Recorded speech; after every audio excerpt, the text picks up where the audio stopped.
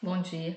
Dando sequência ao estudo das frações, né? Agora vamos verificar um pouquinho aquilo que o livro traz para vocês, tá? Eu vou ser algumas coisas eu vou ser mais breve no livro, outras eu vou durar mais um pouquinho para poder depois explicar as atividades, tá? Então, o livro coloca para a gente aqui que existem diversas situações em que frações estão presentes na vida da gente, né? Então, por exemplo, nesse primeiro texto aqui, ó, os icebergs são blocos de gelo que se desprendem das geleiras no Polo Norte e Sul. Em geral, esses blocos de gelo são muito grandes e somente 1/10 do seu volume fica visível, né? Ou seja, está fora d'água. Então, esse 1/10 aqui, ó, essa expressão aqui é fração, tá? Então, como que eu escrevo essa fração aqui, né? Já que a gente já está falando de fração. Se eu for escrever em número, é 1/10. E eu leio 1/10. Por quê? O inteiro foi dividido em 10 partes, tá? Então, quando falou que, o que significa quando falou que 1/10 do iceberg fica visível? Significa que se eu dividisse o iceberg em 10 pedaços, só um pedacinho ficaria fora d'água, tá bom?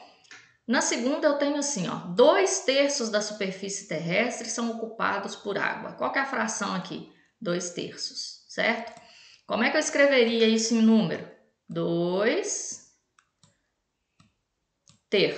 porque são duas partes de um inteiro que foi dividido em 3, certinho?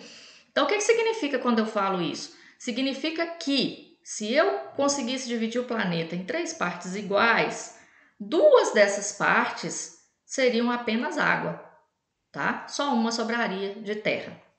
Na letra C, eu tenho um relógio que diz o seguinte: falta 1/4 de hora para as 5 horas. Qual que é a fração aqui? 1/4, né? Ó, 1/4, eu circulei errado aqui, 1/4. Então, falta 1/4 de hora. Como é que eu escrevo 1/4? 1/4, certinho? E o que significa isso? Dizer o quê? Porque o relógio, eu posso dividir ele em 4 partes certinho, aqui, ó. Dividindo esse relógio em 4 partes, cada pedacinho desse aqui é 1/4. Então, quando eu falo que falta 1/4 de hora, significa que faltam o quê? 15 minutos. Por quê? O relógio todinho, ele tem 60 minutos, não é isso?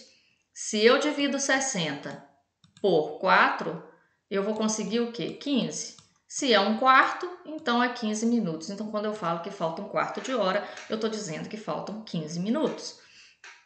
Aqui embaixo tem uma torneira. Na maioria das vezes, o cano utilizado nas instalações hidráulicas das residências tem diâmetro interno, tá? Diâmetro essa parte aqui de dentro, arredondada aqui, a 1/2 ou 3/4 de uma polegada. Então aqui eu tenho duas frações, ó.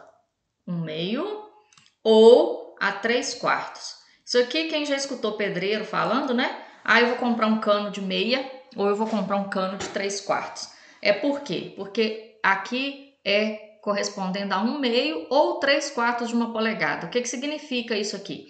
Que se eu pegasse esse cano, dividisse ele em duas partes, né? Pegasse essa polegada e dividisse em duas partes, então seria 1/2. Tem canos que é de 1/2 de uma polegada e tem canos que são de 3/4 dessa polegada, tá? Isso depois a gente vai ver como é que a gente compara, né? Então, não vou me atentar a isso aqui agora.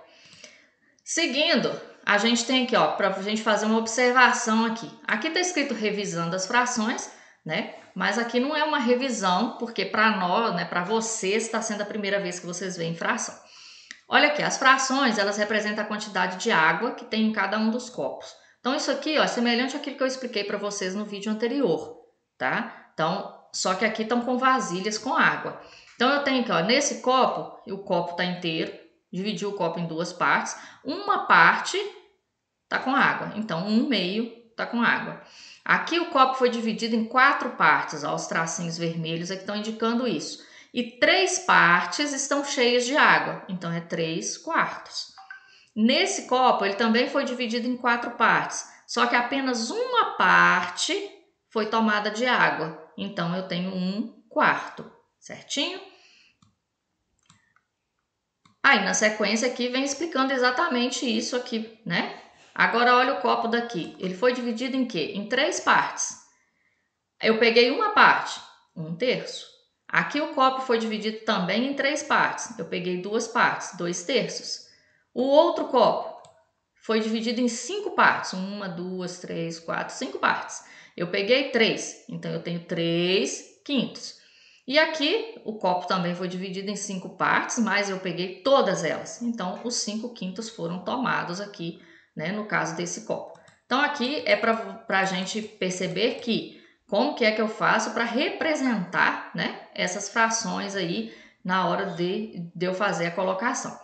Então, aqui o que que diz? Olha, veja a fração que representa a quantidade de água colocada em cada copo, né? Para você observar as divisões. Então, sempre que você for olhar a fração, gente, tem que ver em quantas partes que foi dividido, quantas partes que foram tomadas desse desenho, né? Para você conseguir fazer aquilo que foi pedido. Aqui nós temos, ó, uma fração de quantidade. O que é fração de quantidade? É aquilo que eu expliquei lá. Quando a gente tem uma quantidade de coisas e não um desenho, né? Não é uma figura. Então aqui eu tenho 30 crianças, certo? E essas crianças estão divididas aqui, ó. Nesses grupos que foram formados aqui, estão divididas as crianças. Então, para realizar a atividade, a professora dividiu em 3 grupos. Se são 30, dividiu em 3 grupos, quantas crianças tem em cada grupo? 10, né? Se você quiser contar. Então, o que significa? Cada equipe tem 1/3. Por quê? Porque dividiu em 3 e cada equipe é um pedaço. Então, 1/3 de 30 alunos é igual a 10 alunos, porque eu dividi os 30 alunos em 3 partes.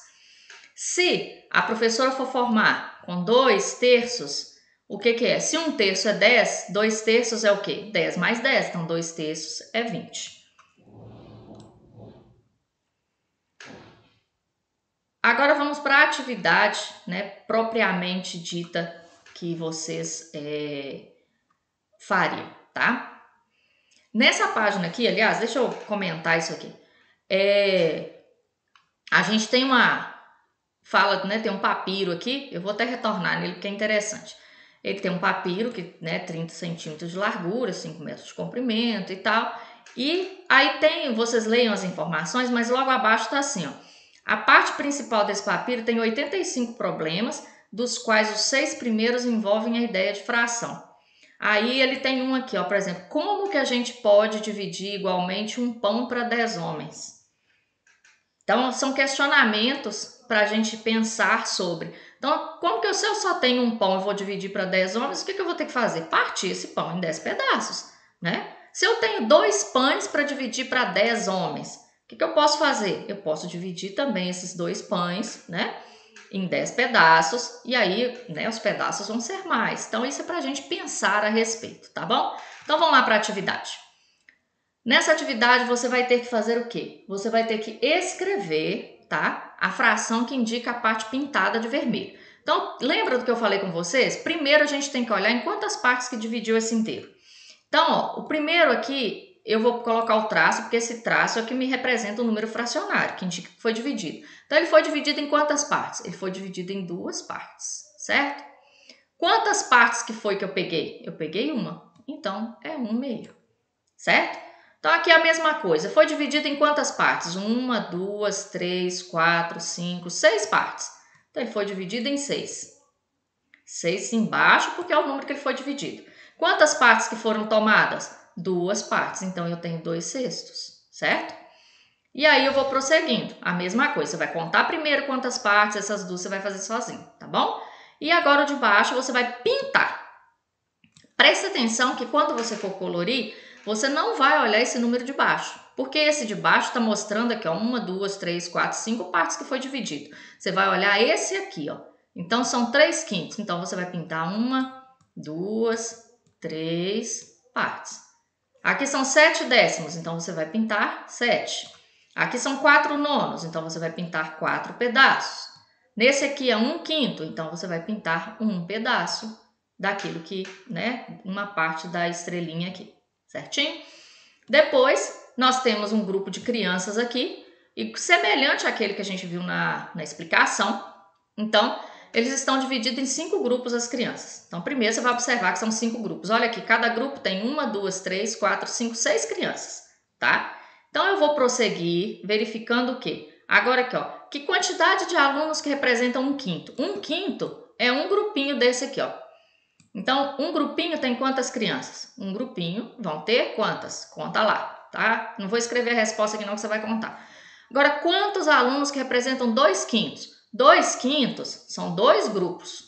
Então, 2 grupos dão quantas crianças?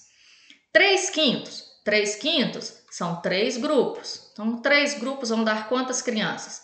Depois, 4 quintos. 4 quintos são 1, 2, 3, 4 grupos. Então, 4 grupos vai dar quantas crianças? E no último, 5 quintos. 5 quintos são os 5 grupos de crianças, ou seja, o total. Quantas crianças vão dar? Então, assim que tiver com a atividade concluída, vocês me enviam. E se antes de concluir tiver alguma dúvida, pergunta que eu esclareço, tá bom? Até daqui a pouco.